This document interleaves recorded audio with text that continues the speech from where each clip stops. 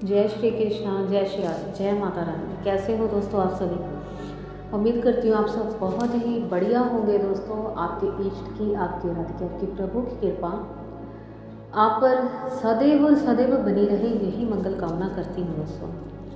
चलिए दोस्तों, आज मैं एक नया टॉपिक लेकर आई हूँ जो कि बहुत ही इम्पॉर्टेंट टॉपिक है और बहुत ही ज़्यादा ज़रूरी भी है। देखिए दोस्तों, धन की कमी हर किसी को जीवन में खलती है और हम जितने भी देवी देवताओं की तपस्या करते हैं, सभी देवी देवता एक ही हैं। ठीक है, आप किसी भी देवी देवता, किसी भी इष्ट को माने, उनकी कृपा अगर हम पर है तो फिर कोई भी ऐसी वस्तु, कोई भी ऐसी चीज़ नहीं है जो हमें प्राप्त नहीं हो सकती। लेकिन अगर हमारे पास इतना टाइम नहीं है कि हम प्रॉपर अपने इष्ट, अपने आराध्य को समय नहीं दे पाते, ठीक है, हमारे पास इतना टाइम नहीं कि हम उनको प्रॉपर भोग नहीं अर्पित कर पाते, हमारे पास इतना टाइम नहीं है कि हम मंत्र जाप कर सकते हैं और साधना कर सकें, तो बहुत ही दुविधाजनक ज़िंदगी चल रही है आजकल लोगों की। ऐसी ज़िंदगी के दौरान चलते चलते तो हमें कुछ ना कुछ ऐसा हम सोचते हैं कि कुछ ऐसा मिल जाए कि फटाफट काम भी हो जाए और हमें ज़्यादा वक्त भी ना देना पड़े और हमारी इच्छा भी पूर्ण हो जाए। तो ऐसी भी बहुत सी साधनाएं हैं। देखिए, जो बड़े देवी देवता होते हैं, इनको प्रसन्न करना बहुत ही सरल भी होता है और बहुत कठिन भी होता है। अगर वो प्रसन्न होने पर आए तो एक छोटी सी चीज़ से भी वो आप पर प्रसन्न हो सकते हैं, और ना होने को आए तो फिर आप सब कुछ कर लो, फिर वो आप पर प्रसन्न जल्दी नहीं होते हैं। इसीलिए ऐसे ही माँ लक्ष्मी हैं। माँ लक्ष्मी के बिना आजकल दुनिया में किसी का भी गुजारा नहीं है, ये हम सभी जानते हैं। इसीलिए माँ लक्ष्मी जो है वो सबसे बड़ी देवियों में आती है दोस्तों। इनकी कृपा प्राप्त करना इतना आसान नहीं है, और इनकी अगर कृपा इंसान पर हो जाए तो फिर रंक को भी राजा बनते देर नहीं लगती। ठीक है, तो इसीलिए हमें उपदेवियों की भी साधना जरूर करनी चाहिए। उपदेवियाँ कौन सी होती हैं? जैसे यक्षिणियाँ हो गई, योगिनियाँ हो गई। तो यक्षिणियाँ, योगिनियाँ ये वो देवियाँ होती हैं दोस्तों जो कि माँ की सहचरियाँ मानी जाती हैं, माँ की सेविका मानी जाती है। माँ की सेविका होती है और माता का ही वह अंश होती हैं जो माता की आराधना तपस्या करके उनकी सेवा में आ जाती हैं और स्वयं भी देवियों के रूप में आ जाती हैं और देवियों के रूप में ही पूजी जाती हैं। इन्हीं सभी योगिनियों और यक्षिणियों में से सबसे बड़ी होती है माँ लक्ष्मी की योगिनी, जिनको हम लक्ष्मी योगिनी बोलते हैं। ठीक है, अगर हम इनकी साधना करें तो जीवन में वो प्राप्त हो सकता है, वो कृपा माँ लक्ष्मी की आप पर हो सकती है जो आपको धनवान भी बना सकती है, आपको सब कुछ दे सकती है। ऐसी कोई वस्तु, ऐसी कोई चीज़, ऐसी कोई वस्तु नहीं जो आपको प्राप्त ना हो सके। इनकी साधना सभी लोग करते हैं, जिनको मालूम है वो ज़रूर करते हैं दोस्तों।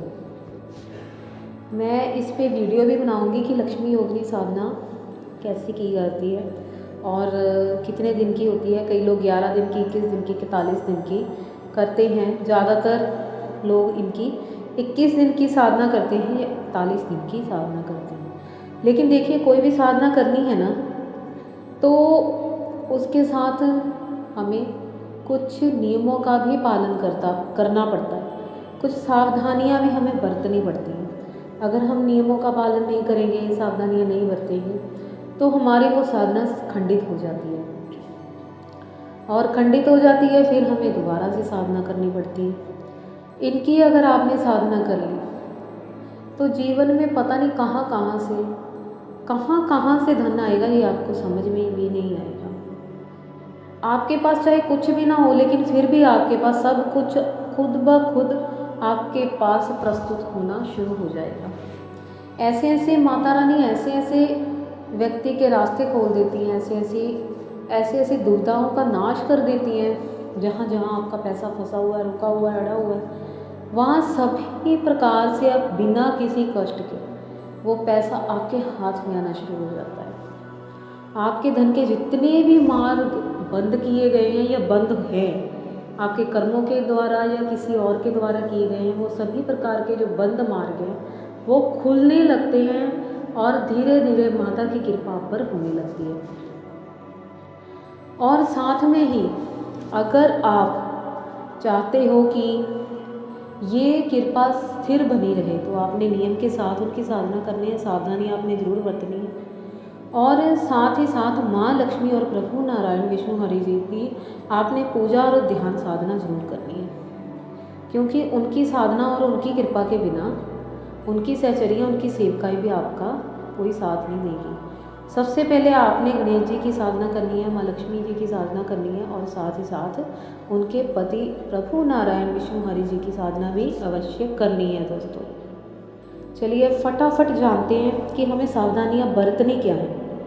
ठीक है, सबसे पहले कोई भी साधना करनी है दोस्तों, आपने सुरक्षा चक्र जरूर बनाना है। कोई ना कोई सुरक्षा का मंत्र आपने जरूर पढ़ना है। अगर ना हो सके तो दुर्गा सप्तशती में माता रानी का जो है कवच का पाठ दिया गया है वो आपने करके ही साधना करनी है। रात्रि सूतक का पाठ आपने ज़रूर करना है।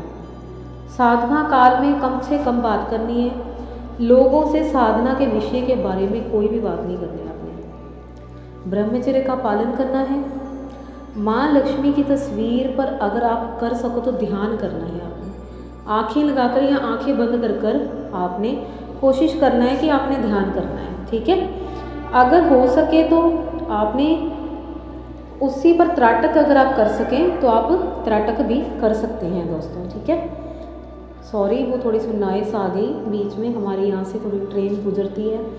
तो चलिए आगे बात करते हैं। रात में अगर आप माँ लक्ष्मी की योगिनी के लिए कुछ मिठाई कमरे के बाहर रख दें तो अत्यंत शुभ कार्य है।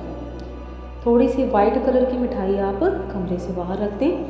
आप देखोगे अगर आपकी साधना सिद्ध हो रही है तो डेफिनेटली आपकी उस मिठाई का रंग बदला होगा या वो मिठाई वहाँ पर होगी ही नहीं। ठीक है, वो मिठाई आपको दिखेगी नहीं, जहाँ उस मिठाई का कुछ ना कुछ बदलाव, कुछ ना कुछ चेंजेस आपको ज़रूर दिखेंगे। रोज़ माँ लक्ष्मी के मंदिर में जाकर आपने दीपक जलाना है, जहाँ घर में उनके नाम का दीपक जरूर जलाना है। ठीक है, आपको निश्चित रूप से कोई ना कोई साधना का आभास ज़रूर होगा, वो आपको अपने अस्तित्व का एहसास ज़रूर दिलाएंगे। दोस्तों खुद को तकलीफ देनी है आपने जितना दे सको। साधना काल में अगर उपवास कर सकते हो तो फिर तो बहुत ही अच्छा है। नंगे पाँव रहना है, नीचे सोना है। आपने ज़्यादा किसी से बात नहीं करनी इस विषय पे कि आप क्या कर रहे हो क्या नहीं कर रहे हो। आप अगर धीरे धीरे धीरे धीरे इस साधना को करते जाओगे तो आपको एहसास होना शुरू हो जाएगा कोई ना कोई चीज़ जैसे आपके पास है। रोज़ माँ लक्ष्मी योगिनी से सिद्धि देने की प्रार्थना करनी है और माँ लक्ष्मी जी से, प्रभु नारायण जी से, भोलेनाथ जी से, अपने इष्ट से आपने प्रार्थना करनी है कि कैसे आपने धीरे धीरे धीरे धीरे उस साधना को सिद्ध करना है। रोज़ आपने इस चीज़ का अभ्यास करना है। छोटा सा हवन आपने रोज़ करना है, श्री नारायण का जाप करना है और उनको भी प्रार्थना करनी है कि प्रभु मेरी साधना को आप सफल कीजिए। साधना से पहले हाथ पाँव के जितने भी नाखून हैं वो काट कर शरीर की अच्छी तरह से सफाई कर दाढ़ी वगैरह बना लो, वो भी ठीक है। अगर ना बना पाओ तो वो भी ठीक है, लेकिन साफ़ सफाई शरीर की होनी बहुत ज़रूरी है। शाम को जब भी साधना शुरू करें, जब भी आप समय निकाल सकें, ठीक है, तो तब आपने स्नान जरूर करना है। बिना स्नान किए आपने इस साधना को नहीं करना है। अगर साधना के इन दिनों में किसी के घर व्यक्तिगत या आम तौर पर आप खाना पीना करते हैं तो उसको अवॉइड करें, क्योंकि आपको नहीं पता किसी के घर में कैसे बन रहा है, कैसे कैसे नहीं। ठीक है ना, आपने किसी के घर का नहीं खाना, आपने घर का ही शुद्ध भोजन ग्रहण करना है। किसी के दिए हुए कपड़े नहीं पहनने, ठीक है, किसी अनजान व्यक्ति को छूना नहीं है और जितना हो सके आपने लोगों से जो जितना हो सके वो दूरी बनाकर रखनी है, जितनी देर आपकी साधना चलेगी। साधना करते समय अगर आप साधारण कपड़े पहन सकें तो बहुत ही अच्छा है। खुले डुले कपड़े पहनने हैं, हल्के रंग के कपड़े पहनने हैं, कपड़े गंदे ना हो, रोज़ धोकर ही डालने हैं आपने। और आप सभी जानते हैं कि माँ लक्ष्मी जो हैं वो स्त्री हैं, उनके श्रृंगार का जितना भी सामान आप रख सको, ये नहीं है कि आपने 16 के 16 श्रृंगार रखे हैं, आप जितना रख सको उतना बहुत अच्छा है। अगर नहीं रख सकते हो तो कम से कम एक सिंदूर, बिंदी और एक चूड़ी आप ज़रूर रख देना, बस ये ज़रूरी है। जिस तरह एक खूबसूरत स्त्री के लिए बेचैन हो जाते हो, कोई भी व्यक्ति होता है देखकर, आपने किसी स्त्री को देखा, आपका मन बेचैन हो गया, आपने सभी स्त्रियों को अपनी माता बहन के रूप में ही देखना है। माता की योगिनी की साधना करते हुए भी आपने उनको माता और बहन के रूप में ही देखना है। उनकी तस्वीर के सामने जब भी आपने दर्शन करने हैं तो आपने उनको माँ और बहन की रूप में ही देखना है। त्राटक भी करना है, ध्यान भी करना है, तो आपने उनको माँ और बहन के रूप में ही ध्यान करना है। दूसरी स्त्रियों को भी आपने माँ बहन के रूप में ही देखना है। अपने मन में आपने किसी भी प्रकार का गंदा विचार नहीं लाना, ठीक है। और ये साधना के दिन दिन रात माँ लक्ष्मी योगिनी का नाम लेकर बिताने हैं आपने। दिन हो रात हो, बस आपके ध्यान में माता का ऐसा लगाव होना चाहिए कि माँ मजबूर हो जाएं आपको दर्शन देने के लिए, यहाँ आपकी साधना को सफल करने के लिए, यहाँ आपकी मनोकामना पूर्ण करने के लिए वो बाध्य हो जाएं। ऐसी आपकी जो है साधना होनी चाहिए, ऐसा आपकी खींच होनी चाहिए, प्रेम ऐसा वात्सल्य, ऐसा प्रेम होना चाहिए कि माँ को एहसास हो जाए कि हाँ ये मेरा भक्त बहुत ही मुझे सच्चे मन से याद कर रहा है।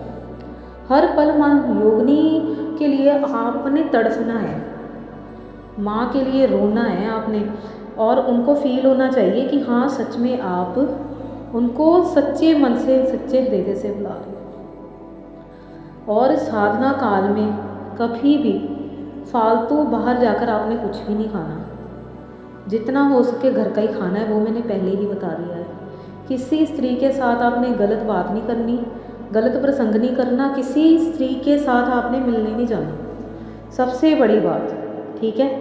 आपने ब्रह्मचर्य का संपूर्ण रूप से दृढ़ निश्चय होकर आपने इस चीज़ का पालन करना है, तभी आप जो ये साधना है वो सफल होगी, नहीं तो सब कुछ भंग हो जाएगा, नहीं तो फिर इसका आपको कोई फल नहीं मिलेगा। और साथ ही साथ जो देवी देवता एक बार घर में आकर प्रस्थान करके घर से लौट जाते हैं, फिर उनको अपने घर में दोस्तों दोबारा वापस लाकर मनवा कर लाना बहुत ही कठिन हो जाता है।